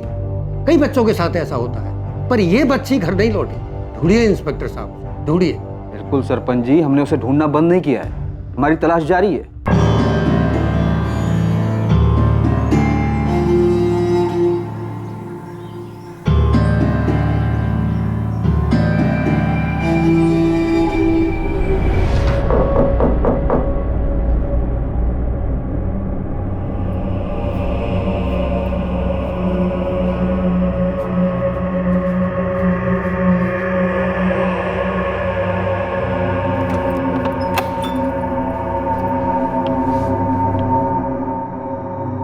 अम्मा जाओ, सो जाके।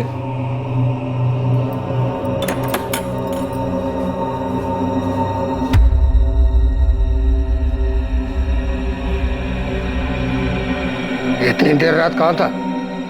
सहराबाद गए थे बाबूजी, कुछ काम था। क्या काम था? था इसे कुछ काम था। तो क्या सोचता है सुनील? तो रोज देर रात घर आएगा, तेरी माँ चुपके से दरवाजा खोलेगी और हमको पता नहीं लगेगा। इसने खाना नहीं खाया होगा। तुम चुप रहो। 13 अक्टूबर को कहाँ था? वो हम कुछ काम के लिए गए थे। क्या काम? बोला ना बाबूजी, कुछ काम के लिए गए थे। आप तो हमसे ऐसे पूछताछ कर रहे हो जैसे पुलिस वाले। छोड़ दीजिए। अरे छोड़ नहीं, रुको। सुनील, तूने तो कुछ नहीं किया दुर्गा के साथ? दिमाग खराब है क्या बाबूजी? सहराबाद क्या कंडे जाता है सब पता चलता है हमको। इसका मतलब हम वो दुर्गा के साथ हैं?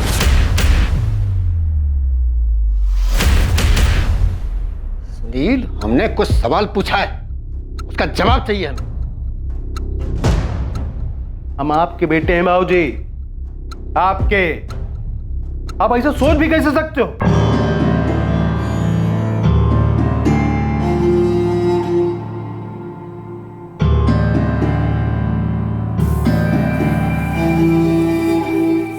वक्त यूं ही बीतता गया, पर दुर्गा की अभी तक कोई खबर नहीं आई। दुर्गा के पिता लक्ष्मण बार बार पुलिस के पास जाते रहे और अपनी बेटी दुर्गा के बारे में पूछते रहे, लेकिन हर बार निराश ही लौटे।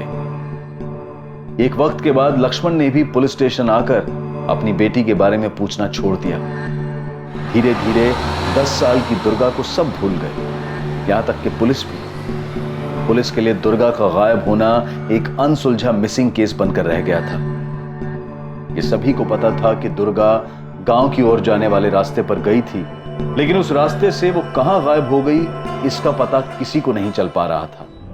महीने बीतते बीतते साल में बदल गए और अब दुर्गा करिया को कोई भी नहीं ढूंढ रहा था। दुर्गा का जन्म विलासपुर गांव में हुआ था और वो उसी विलासपुर गांव से लापता हुई थी। लेकिन दुर्गा के लापता होने की घटना ने एक बार फिर से तूल पकड़ लिया और गांव वालों और पुलिस के लिए फिर से एक नई चुनौती उभर कर सामने आई। 3 साल बाद, साल 2019 में।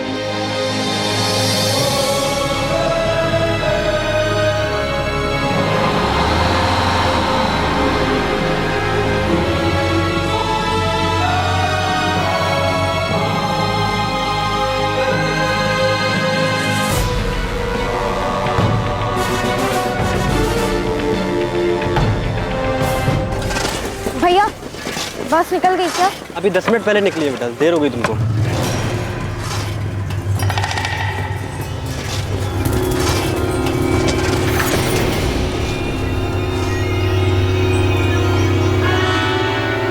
बरखा रेवाड़ी, वही स्कूल वही घटना। बरखा स्कूल से देर से निकलती है और उसकी भी बस छूट जाती है। बरखा के साथ ये 14 सितंबर 2019 को हुआ, ठीक उसी तरह जैसे दुर्गा के साथ 3 साल पहले हुआ था।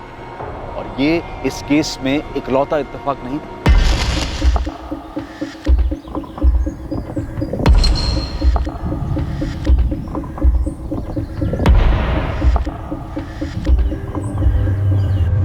हाँ साहब, देखे थे हम बरखा रेवाड़ी को। वो गांव के रास्ते से चल के जा रही थी, शायद उसकी बस छूट गई थी।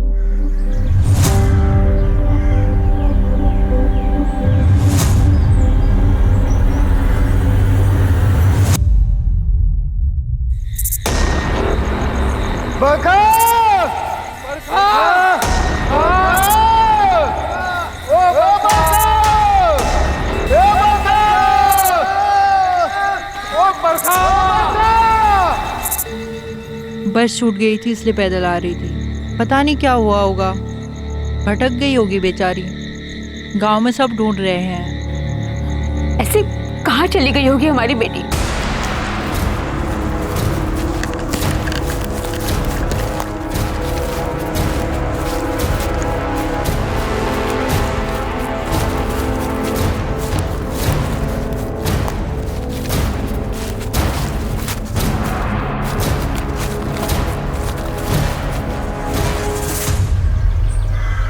इस बच्ची को जानते हो? हाँ साहब, इस लड़की को हम रोज देखते हैं, यहीं बस स्टैंड पर आती है। सायराबाद से बस आने वाली जो बिलासपुर जाती है, उसी बस में ये भी जाती है सर। कल ये बच्ची बस के लिए लेट हो गई थी क्या? हाँ साहब, फिर ये पैदल निकल गई। वो क्या है ना साहब, बिलासपुर होकर जाने वाली एक ही बस है जो यहाँ 1:45 को आती है। सारे बच्चे इसी से निकल जाते हैं और जिनकी बस छूटती है वो पैदल चले जाते हैं सर 3 बार पूरा एरिया छान मार लिया, लेकिन कहीं कुछ नहीं मिला। ना ही बरखा रेवाड़ी का बैग और ना ही कोई ऐसी चीज़ जिससे कुछ आइडेंटिफाई कर सके। गीता, उस रोड पे कोई रेडी वाला या दुकान वाला नहीं है जो कुछ बता सके? नहीं सर, बस बिलासपुर गांव के एंट्री पॉइंट पे ये मुकेश चाय वाले की दुकान है और भजन सर ने उससे भी बात की थी। अनिल, हम लोग तुरंत ये फोटो सब जगह भेजेंगे, सब जगह बरखा की तलाश करेंगे। आप लोग फिक्र मत कीजिए, बरखा को ढूंढने में कोई कसर नहीं छोड़ेंगे हम। दुर्गा कभी नहीं लौटी साहब, 3 साल हो गए, अब तक नहीं लौटी। हमें पता है अनिल, अभी कांस्टेबल ने मुझे उस केस के बारे में बताया। साहब, वो जो मुकेश चाय वाला है, उसने उस वक्त भी कहा था कि उसने दुर्गा को देखा था, और आज भी वो वही कह रहा है कि उसने बरखा को देखा है। हमें तो इस चाय वाले लोकेश पे ही शक है, और वो ठेकेदार लोकेश, दोनों ही बड़े अच्छे दोस्त थे साहब। आप फिक्र मत कीजिए, बरखा को ढूंढने के लिए हम वो सब कुछ करेंगे जिसकी जरूरत पड़ेगी। गलती की है साहब, दुर्गा के वक्त भी और बरखा के वक्त भी। नहीं बोलना चाहिए था हमको, कुछ मुंह बंद रखना चाहिए था। तो क्या सोचता मुकेश, बिना पूछताछ के तुझे छोड़ देते? नहीं भी मुंह खोलता तो तोड़ के अंदर से निकलवाते सब कुछ। क्या निकलवाते साहब? कि लड़कियों को हम गायब कर रहे हैं? साहब ईमानदारी से धंधा करते हैं, चाय बेचते हैं। देखे हम बरखा को गांव की तरफ जाते हुए तो बता दिए ईमानदारी से। ये लोग जो बोल रहे हैं ना कि लोकेश के साथ मिलकर हम कुछ कर रहे हैं लड़कियों के साथ, ये सरासर गलत है। हाँ, लोकेश हमारा दोस्त है, उसका अपना काम, हमारा अपना काम। तब पिछली बार भी हम पे इल्जाम तो पता इन लोगों ने। साहब, हम कोई लड़कियों की तस्करी नहीं करते हैं, हम मजदूर कॉन्ट्रैक्टर हैं साहब। अरे हमारी बात, शहर में लोगों को मजदूरी का काम दिलवाते हैं साहब, हमको कहाँ ले जा रहे हो? अरे हमने कुछ नहीं किया है। आप शक के बिना पर हमें यहाँ उठा लाए, वहाँ गांव में लोग हमें ही गुनहगार मानेंगे। सच बता, बरखा और 3 साल पहले वो बच्ची दुर्गा मेन रोड से गांव की तरफ आए थे?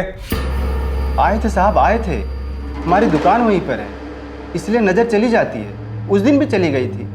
सब जानते हैं साहब, एक ही बस चलती है गांव से शहर के बीच।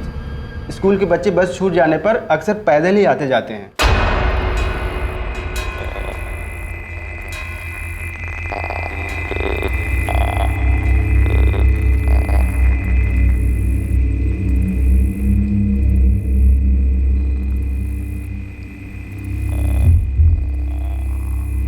हम सिर्फ उन लोगों को लेके जाते हैं जिनको काम की आवश्यकता है, जो शहर में रह के काम करना चाहते हैं।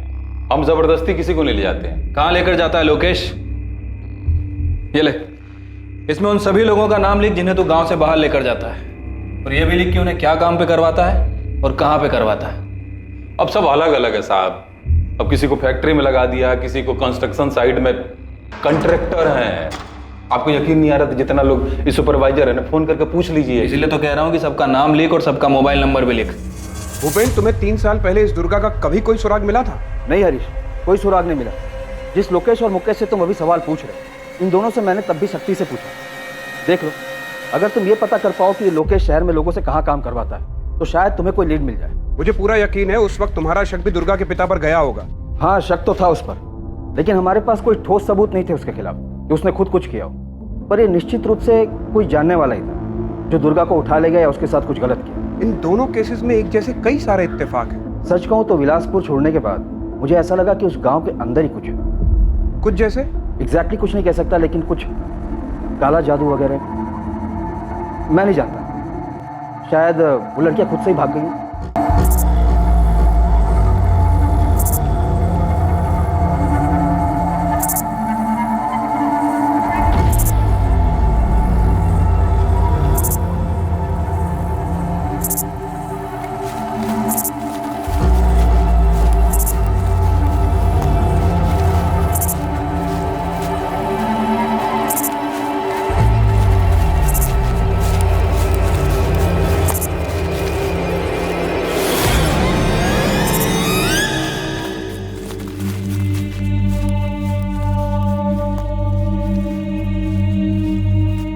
आपकी हिम्मत कैसे हुई इतने सालों बाद हमसे यह पूछने की कि हमारी दुर्गा हमें कहीं से फोन किया नहीं? आपको क्या लगता है कि वो अपने आप भाग गई? 10 साल की बच्ची किसी साथ भागे और काहे भागे, लेकिन आप लोगों ने कोई कसर नहीं छोड़ी हमें ये समझाने के लिए कि हमारी बेटी खुद ही कहीं चली गई। ऊपर से आप लोगों को लगता है कि हमने उसे कहीं भेज दिया। देखो लक्ष्मण और राधा, अभी तक हम किसी नतीजे पर नहीं पहुंचे। बरखा भी गायब हुई, ठीक वैसा ही जैसे आपकी बेटी दुर्गा गायब हुई थी। वैसे ही गायब हुई है? इसका क्या मतलब? मतलब एक ही है कि अगर हमारी बेटी दुर्गा मिल गई होती ना तो यह बरखा के साथ नहीं हुआ होता। क्या कहा तुम? अगर दुर्गा मिल गई होती तो बरखा के साथ ऐसा नहीं होता। और नहीं तो क्या, जब एक और बच्ची गायब हुई तब आपको हमारी बेटी याद आ रही है। हम कुछ नहीं जानते हैं और हमें जानना भी नहीं है। माफ कीजिए, हम लोग अब मान चुके हैं कि हमारी बेटी अब कभी नहीं मिलेगी। लक्ष्मण करिया और राधा करिया की आप लोगों से कोई दुश्मनी है? ऐसी दुश्मनी साहब, हमारी उनसे कोई दुश्मनी नहीं है। बल्कि जब दुर्गा खोई थी तो हम भी उनके साथ हर जगह खोजने जाते। दुर्गा को ढूंढने के लिए हर कदम पर हम उनके साथ खड़े थे साहब। एक बात बताइए, जब बरखा सुबह स्कूल के लिए घर से निकली तब सब कुछ ठीक था? हाँ साहब, सब कुछ ठीक था, हर रोज की तरह।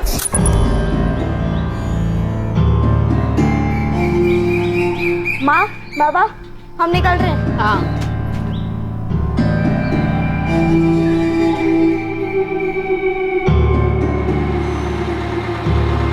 आज तो हमारे पास छूट ही जाता है सपना। घड़ी 5 मिनट देर से चल रहा है और हमको अब पता चल रहा है। हम तो अपनी घड़ी 5 मिनट आगे करके ही रखते हैं। बस ऐसे ही इधर उधर की बातें हुई थी बरखा से। सपना, ठीक से याद करो, पिछले कुछ दिनों में बरखा ने तुम्हें ऐसा कुछ बताया हो, कुछ भी जो अटपटा लगा हो? क्या उसने तुम्हें कभी ये बताया था कि उसका कोई बॉयफ्रेंड था? नहीं तो ऐसा कुछ नहीं बताया बरखा ने। देखिए मैडम, हम स्टूडेंट से इतना ओपनली बात नहीं कर सकते। हमने क्लास टीचर से कहा है वो बात करेंगे, लेकिन आप बॉयफ्रेंड की बात कैसे कर रही हैं? बरखा अभी 13 साल की है। एक एंगल ऐसा भी हो सकता है कि वो खुद किसी के साथ भाग गई हो। बरखा की क्लास का ऐसा कोई स्टूडेंट नहीं है जो एब्सेंट हो या क्लास में नहीं आ रहा हो, ना इसके अलावा कोई ऐसी और बात है। और अगर आपका इशारा है कि कोई बॉयफ्रेंड है तो माफ कीजिएगा, ऐसा बिल्कुल भी नहीं है। और हाँ, पिछली बार भी आपके थाने से कुछ पुलिस वाले आए थे, दुर्गा के बारे में इसी तरीके की इंक्वायरी कर रहे थे। एक 10 साल की बच्ची का बॉयफ्रेंड? शालिनी जी, ये जरूरी नहीं है कि बॉयफ्रेंड ही हो सकता है कोई और है जो लड़कियों को किसी चीज का लालच देकर बहला फुसलाकर फंसा रहा हो। तस्करी का मामला हो सकता है। ये पता लगाना आपका काम है। 3 साल में 2 लड़कियां एक तरह से गायब हो गई, इसका जवाब आप ढूंढिए। बरखा ने कभी घर छोड़कर जाने की बात की थी या कभी कोई झगड़ा? आप फिर से इसी बात पर आ रहे हैं। कोई झगड़ा नहीं हो रहा था साहब। बरखा स्कूल जाती थी, स्कूल से आने के बाद हमारे साथ खेत में काम करती थी और शाम को अपनी पढ़ाई कर लेती थी। और साहब, वो किस लिए भागेगी, किसके साथ और क्यों भागेगी? देखिए, मुझे मालूम है ये आप लोगों के लिए आसान नहीं है, लेकिन फिर भी मैं आपसे पूछना चाहता हूँ, क्या बरखा ने कभी किसी लड़के का जिक्र किया था? कमाल करते हैं साहब आप। क्या बहुत कुछ बुरा हमारे बच्चों के साथ हो रहा है और आप एक ही सवाल पूछे जा रहे हैं, क्या कोई लड़का था क्या जिसके साथ वो भाग सकती है? अरे साहब देखिए, आपने दुर्गा को तो खोजने की कोशिश नहीं की, ना ही आप बरखा को खोजने की कोशिश करेंगे और फिर आके हमसे कह देंगे आप कि बरखा अपनी मर्जी से भाग गई। हम ऐसे किसी नतीजे पर नहीं पहुंचेंगे अनिल, पर हर वो सवाल जो पूछना चाहिए वो पूछेंगे जरूर। हमें भी अजीब लग रहा है कि आपकी बेटी बरखा और पहले दुर्गा इस तरह से स्कूल से चलकर घर आ रहे थे और अचानक गायब हो गए। कोई तो है, वो चाहे गांव का हो चाहे गांव के बाहर का, जो भी हो, वो गलत इरादे से बच्चियों को निशाना बना रहा है। मैं इसीलिए आपसे पूछ रहा हूं, आपको किसी पर शक है? साहब हमारी किसी से भी कोई दुश्मनी नहीं, फिर क्या बताएं हम?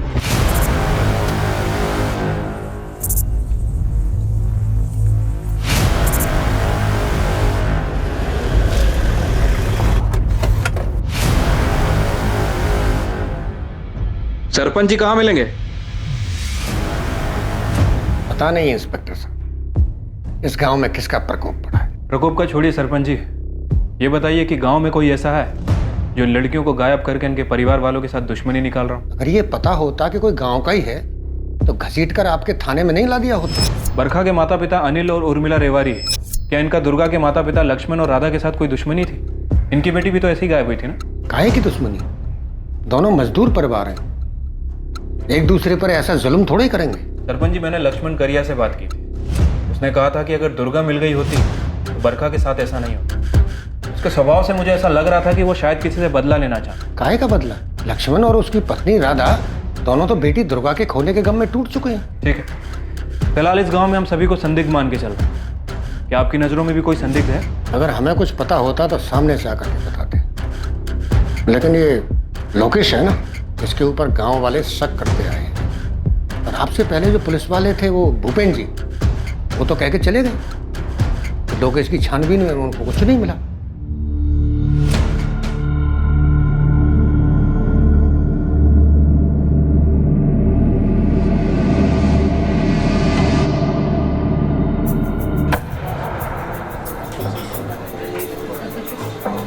एक प्राइवेट वाली है सुनील भाई, थोड़ा ज़्यादा लेगी लेकिन दिल खुश कर देगी एकदम, सेटिस्फाइड। हाँ, यही साराबाद में अपने घर पे। इसका पति बाहर जाता रहता है। चलेगी 2500, लेकिन दिल खुश कर देगी, गारंटी हमारी है। बहुत अग्रवाल से प्रोग्राम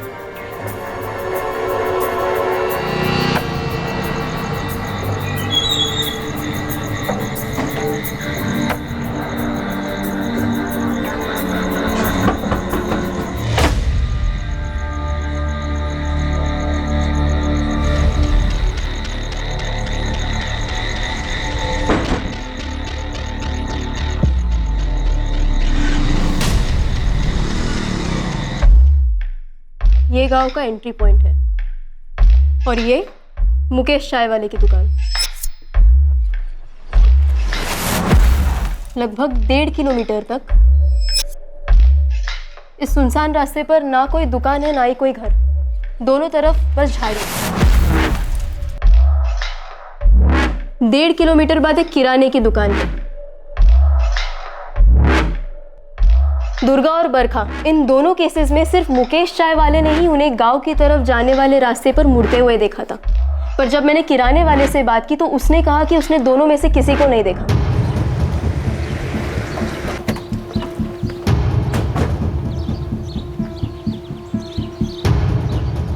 इसे देखा है तुमने? जी हाँ मैडम, हम जानते हैं इसको। ये तो बरखा है, अनिल भाई और उर्मिला बहन की बेटी।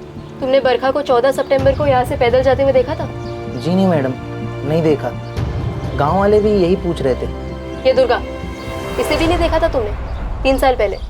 जी नहीं मैडम, हम नहीं देखे। ये लड़कियाँ इस रास्ते से गायब कहाँ हो सकती है? अब इसके बारे में हम क्या बता सकते हैं मैडम। गाँव से काफी लोग तुमसे सामान लेते होंगे ना?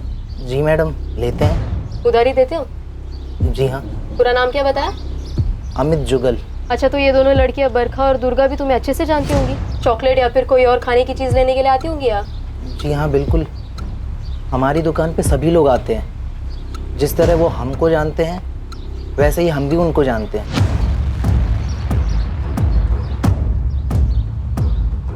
ये एक पगडंडी है जहाँ से शायद ही कोई बाइक वाला आ जा सकता है, और वहीं से 500 मीटर पर एक और पगडंडी है जो बाएं ओर जाती है। इन दोनों लड़कियों के साथ कुछ तो ज़रूर हुआ होगा, जो दुर्गा अक्टूबर 2016 और बरखा सितंबर 2019 में इस तरह से गायब हो गई। कुछ समानता तो जरूर होगी इन दोनों लड़कियों में, या फिर इनके परिवार वालों। भजन, तुमने दोनों परिवारों से बात की थी? जी, लेकिन किसी ने भी आपसी रंजिश और दुश्मनी से इनकार किया है। अपहरण, मानव तस्करी के लिए अपहरण किया होगा? नहीं, हमने लोकेश की अच्छी तरह से तफ्तीश की है। लोकेश एक लेबर कॉन्ट्रैक्टर है, और जहाँ जहाँ लोकेश ने लेबर्स भेजे हैं, मैंने उन सभी कॉन्ट्रैक्टर से बात की है। यहाँ तक कि अपने एक आदमी को भेजा है वहाँ पे चेक करने के लिए। सर, कहीं भी बाल मजदूरी नहीं हो रही। एक बहुत ही खास बात है इसमें, दुर्गा 2016 और बरखा 2019। ऐसा नहीं है कि गांव की तरफ जाने वाले इस रास्ते से 2016 से 2019 के बीच इन 3 सालों में और बच्चे और बच्चियां ना गुजरे हों और सही सलामत अपने घर ना पहुंचे हों। इस बारे में मैंने गांव वालों से बात की है। उनका कहना है कि ऐसा कई बार हुआ है कि उनके भी बच्चों की बस छूट गई है, लेकिन सभी बच्चे सही सलामत घर वापस आ गए। तो फिर यही दोनों लड़कियां दुर्गा 2016 और बरखा 2019 में क्यों गायब हुई? सिर्फ इन्हीं दोनों को निशाना क्यों बनाया गया? ऐसी कौन सी बात है इन दोनों में?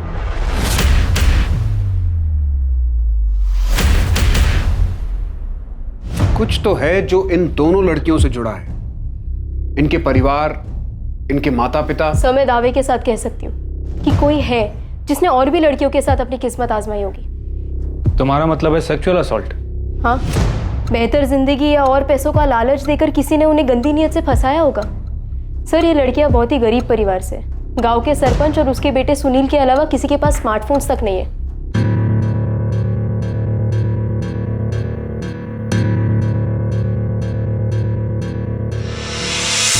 बहुत सी लड़कियों को लालच दिया होगा, लेकिन सिर्फ ये 2 लड़कियां ही उस आदमी के जाल में फंसकर उसके साथ चली गई होंगी।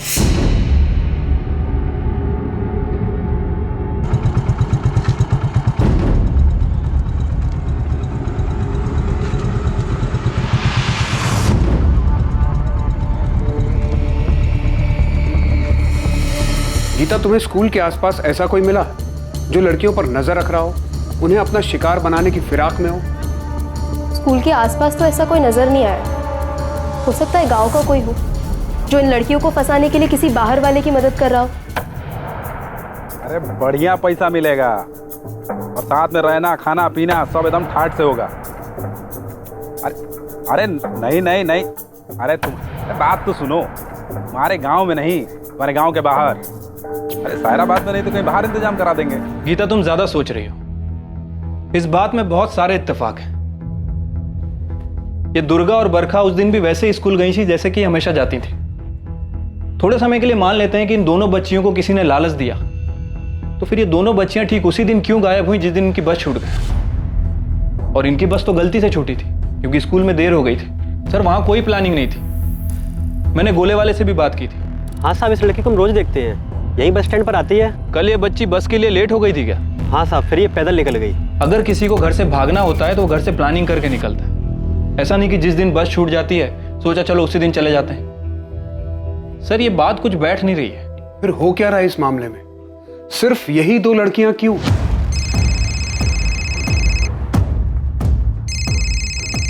स्कूल की प्रिंसिपल शालिनी जी। जी शालिनी जी। बरखा की सहेली सपना ने हमें अभी अभी आकर कुछ बताया। क्या बताया शालिनी जी? सपना बता रही है कि बरखा कुछ महीनों से उदास थी जब से अवंतिका चली गई है। अवंतिका? अब ये कौन है और कहाँ चली गई? अवंतिका भी बिलासपुर की रहने वाली है, हमारे ही स्कूल में पढ़ती थी। 12th की स्टूडेंट है, लेकिन फरवरी से उसने स्कूल आना ही बंद कर दिया जबकि उसके एग्जाम्स होने वाले थे।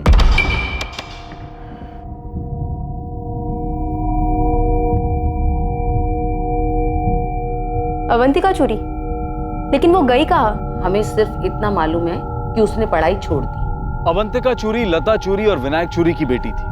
लता चूरी और विनायक चूरी दुर्गा और बरखा के माता पिता की तरह ही खेतों में मजदूरी का काम किया करते थे।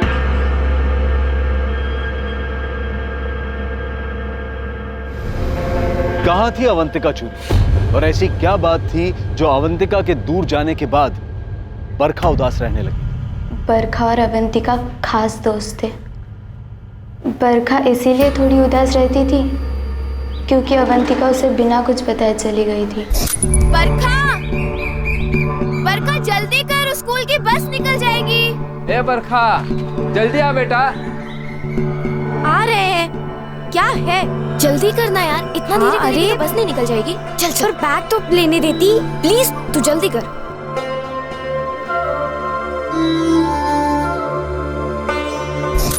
सपना बेटा, अवंतिका कहाँ गई थी? अपने नानी के यहाँ। हमारी अम्मा की तबीयत खराब रहती है। अम्मा बोली अवंतिका को भेज दो, तो हम भेज दिए। फरवरी के महीने में जब उसकी 12वीं की परीक्षा होने वाली थी तब। साहब, अवंतिका का पढ़ाई में मन नहीं लगता। वो खुद बोली कि नानी के पास जाके रहेंगी। हमें भी यही ठीक लगा। 12वीं तक तो पढ़ ली, अब क्या करेगी? खेत में काम करेगी। 1-2 साल में लड़का देख के शादी कर देंगे। लेकिन साहब, आप क्यों पूछ रहे हो सब? अवंतिका और बरखा अच्छी दोस्त हैं, है ना? हाँ। अवंतिका की नानी वो कहाँ रहती है? सामपुर। अवंतिका और बरखा अच्छी दोस्त हैं, है ना? हाँ। अवंतिका की नानी वो कहाँ रहती है? सामपुर। 14 सितंबर को भी बरखा ने बस में हमसे अवंतिका के बारे में बात की थी। बरखा उस दिन लेट हो गई थी। हम तो अपनी घड़ी 5 मिनट आगे करके ही रखते हैं। हमको भी ऐसा ही करना चाहिए। पता है, पहले हमको कभी देरी ही नहीं होता था। अवंतिका हमेशा टाइम से पहले पहुंच जाती थी, हमको घर से बाहर सही टाइम पर निकालने के लिए। तुम्हारा बात हुआ अवंतिका से? नहीं ना, कहाँ। सोच रहे हैं जाके उससे मिल ले। एक दिन स्कूल के बाद जाकर मिल आएंगे। कल शामपुर बताया था अवंतिका की माँ ने, एड्रेस भी दे दिया, लेकिन फोन ना तो अवंतिका के पास है और ना ही उसकी नानी के पास। हम वहाँ चल के उससे बात करते हैं, शायद उसे बरखा के बारे में कुछ पता हो। पुलिस की टीम अवंतिका से मिलने के लिए तुरंत सामपुर गांव के लिए निकल गई। दुर्गा करिया का गायब होना 2016 में, बरखा रेवाड़ी का गायब होना अभी हाल ही में 2019 में। क्या इन 2 मिसिंग केसेस को सुलझाने के तार अवंतिका चोरी से जुड़े हुए थे?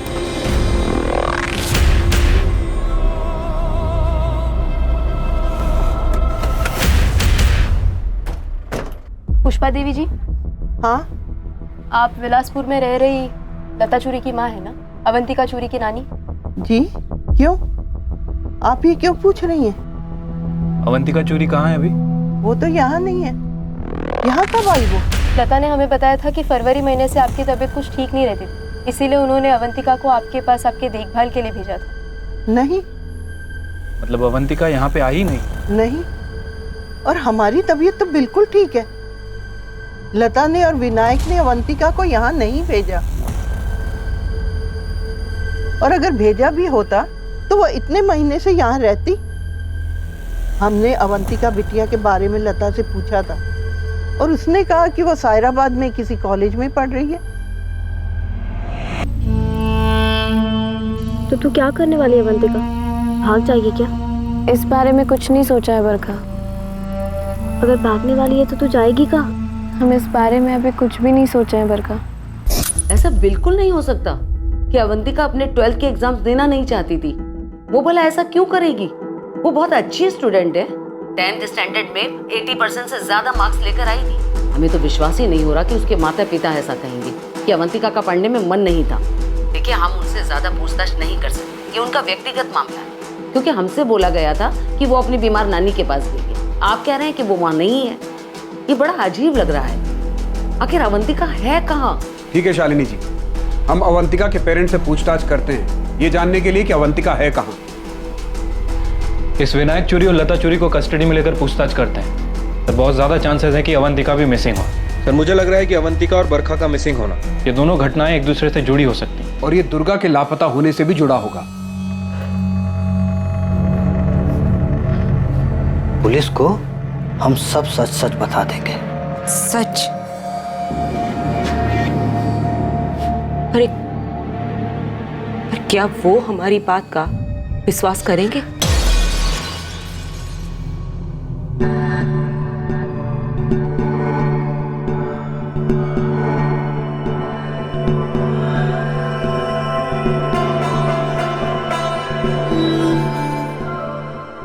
क्या अवंतिका चूरी का गायब होना या उसकी गैर मौजूदगी इस बात का इशारा कर रही थी कि दुर्गा कारिया और बरखा रेवाड़ी के गायब होने की घटनाओं का अवंतिका के साथ कोई संबंध था? तब जब अवंतिका ना बिलासपुर में थी ना स्कूल जाती थी। अब सवाल यह है कि अवंतिका आखिर थी कहां?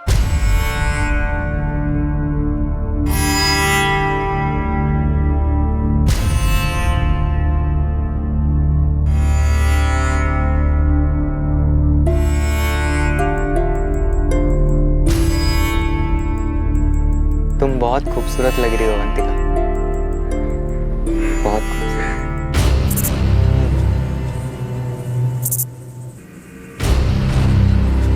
रूपा मोदक, उम्र 23 साल। साल 2017 में रूपा मोदक की हत्या हुई थी। रूपा मोदक की हत्या का संबंध बिलासपुर गांव में जो कुछ भी घटित हो रहा था उससे जुड़ा हुआ था। इन सारी घटनाओं में संबंध क्या था? अगर अवंतिका अपनी नानी क्या नहीं थी तो वो कहां थी? अवंतिका कहां मिली? दुर्गा और बरखा के केसेस में उसकी क्या भूमिका रही? क्या दुर्गा और बरखा भी कहीं और मिलेंगी? अवंतिका के माता पिता क्या छुपा रहे थे? दुर्गा, अवंतिका और बरखा को चाय वाले मुकेश ने गांव की तरफ जाते हुए देखा था, लेकिन किराने वाले अमित जुगल ने उन्हें गांव की तरफ आते हुए नहीं देखा था। तो आखिर ये तीनों लड़कियां गई कहां थी? बहुत सारे सवाल हैं और इन सारे सवालों के जवाब हमें मिलेंगे कल रात इस केस के दूसरे और आखिरी भाग में। जय